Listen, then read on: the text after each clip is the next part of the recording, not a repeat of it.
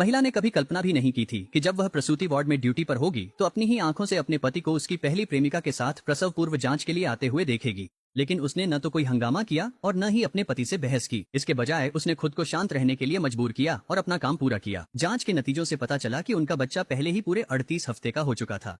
Nurse भी पास ही खड़ी होकर दोनों की तारीफ कर रही थी कि वे कितने अच्छे दिखते हैं। कह रही थी कि उनका बच्चा भविष्य में जरूर सुंदर होगा और इतना सौम्य पति अपनी पत्नी के लिए एक दिन जरूर अच्छा पिता बनेगा। अपने पति के अपनी पहली प्रेमिका के साथ चले जाने के बाद महिला ने प्रसूति एवं स्त्री रोग विभाग की प्रमुख को फोन किया और उससे 7 दिन बाद गर्भपात कराने के लिए समय तय करने को कहा, क्योंकि कुछ ही मिनट पहले उसे भी पता चला था कि वह गर्भवती है। लेकिन इससे पहले कि वह अपने पति को यह खुशखबरी बता पाती, उसे पता चला कि उसके पति ने उसे धोखा दिया है। फिर महिला ने चुपचाप तलाक का एक समझौता तैयार किया और उनकी शादी को पूरी तरह खत्म करने का फैसला किया। इसी दौरान उसका पति घर आ गया। उसने समझाया कि अब वह और उसकी पहली प्रेमिका सिर्फ साधारण दोस्त हैं। वह अभी अभी तलाकशुदा हुई थी और गर्भवती थी, इसलिए उसके लिए असुविधाजनक था और उसने केवल थोड़ी देर के लिए उसकी मदद की थी। महिला बस इतना ही कहना चाहती थी कि वह भी वैसी ही है। लेकिन तभी उसके पति की पहली प्रेमिका का फोन आ गया। उसके पति ने तुरंत झूठ बोला कि कंपनी की मीटिंग है और वह जाने के लिए मुड़ गया। उसने देखा कि वह कितनी जल्दी में है तो उसने झूठ बोला कि उसे एक घर पसंद आ गया है और उसे तलाक के कागजों पर साइन करने के लिए बहला फुसला लिया। क्योंकि वह अपनी पहली प्रेमिका से मिलने की इतनी जल्दी में था, उसने बिना ध्यान से देखे ही दस्तखत कर दिए।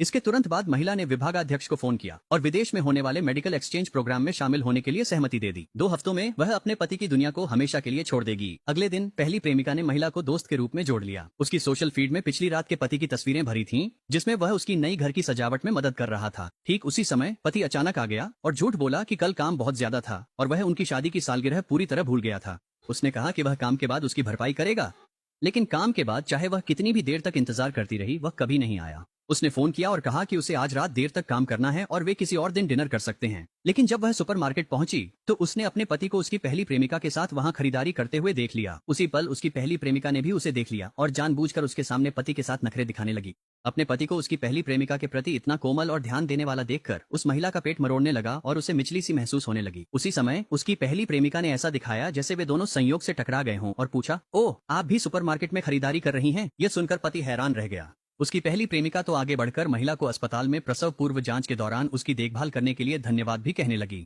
लेकिन महिला को जवाब देने की भी परवाह नहीं थी। पहली प्रेमिका ने अचानक दर्द से चिल्लाने का नाटक किया और पीछे हट गई। पति ने तुरंत मान लिया कि महिला उसकी पहली प्रेमिका को परेशान कर रही है और उसे अनुचित व्यवहार के लिए डांटने लगा। महिला और कुछ भी कहना नहीं चाहती थी और मुड़कर चली गई। जैसे ही पति उसके पीछे जाकर सफाई देने वाला था, पहली प्रेमिका ने फिर से पेट दर्द का नाटक किया और वह घबराकर उसे सहारा देते हुए अस्पताल की ओर चल पड़ा। महिला बुखार से तपती हुई घर लौटी और कमजोर होकर सोफे पर लेट गई। जब उसका पति घर आया और यह देखा तो उसने तुरंत उसके लिए कुछ दवा ढूंढ ली। उसे बिल्कुल भी पता नहीं था कि गर्भवती महिलाओं को यूं ही दवा नहीं दी जा सकती। महिला के मना करने पर पति ने मान लिया कि वह अभी भी सुपरमार्केट में हुई घटना से नाराज है और शिकायत करने लगा कि वह छोटी छोटी बातों पर बहुत जल्दी नाराज हो जाती है। इसी समय उसकी पहली प्रेमिका का फोन आया और वह तुरंत एक तरफ जाकर फोन उठाने लगा। वह अपनी पहली प्रेमिका से खुशी खुशी बातें करता रहा। उसे बिल्कुल भी ध्यान नहीं रहा कि उसकी पत्नी गंभीर मतली से जूझ रही है। फिर उसने महिला से पूछा, गर्भवती महिलाओं को यूं ही दवा नहीं लेनी चाहिए, है ना? तो सर्दी और बुखार में राहत के लिए वे क्या खा सकती हैं? महिला को लगा कि उसके पति ने समझ लिया है कि उसे सर्दी हो गई है, लेकिन फिर उसने बताया कि उसकी पहली प्रेमिका को सर्दी है और वह भी गंभीर गर्भावस्था की मतली से परेशान है, इसलिए वह उसके लिए पूछ रहा है। महिला ने निराश होकर कहा कि उसे नहीं पता। उसका पति तुरंत ऑनलाइन कुछ सावधानियां देखने लगा और अपनी पहली प्रेमिका को बता दिया। उसी पल महिला का दिल पूरी तरह से ठंडा पड़ गया। अगले दिन पति ने महिला के लिए उनकी शादी की सालगिरह मनाने के लिए एक रेस्टोरेंट बुक किया। हालांकि उसने पूरी टेबल तीखे खाने से भर दी। उसी क्षण महिला समझ गई कि उसके पति का दिल अब पूरी तरह उसकी पहली प्रेमिका से भर चुका है। वह तो यह भी भूल गया था कि वह कभी तीखा खाना नहीं खाती। पति ने कहा कि वह सालगिरह का तोहफा लेना भूल गया था। उसने महिला से कहा कि वह जो चाहे मांग ले। महिला ने कहा कि उसने ऑनलाइन नए माता पिता के कोर्स के लिए नामांकन किया है और वह चाहती है कि पति उसके साथ नए माता पिता की चेकलिस्ट की हर चीज देखे। पति चाहे जितना भी सोचता, वह इसे समझ नहीं पा रहा था। वह अब भी मानता था कि उसकी पत्नी उसकी पहली प्रेमिका से परेशान है, इसलिए उसने समझाया कि वे सिर्फ दोस्त हैं और उसे दिलासा दिया। कहा कि वह ज्यादा न सोचे। महिला ने कहा कि यही वह अपनी सालगिरह पर चाहती थी, तो पति के पास मानने के अलावा कोई विकल्प नहीं था।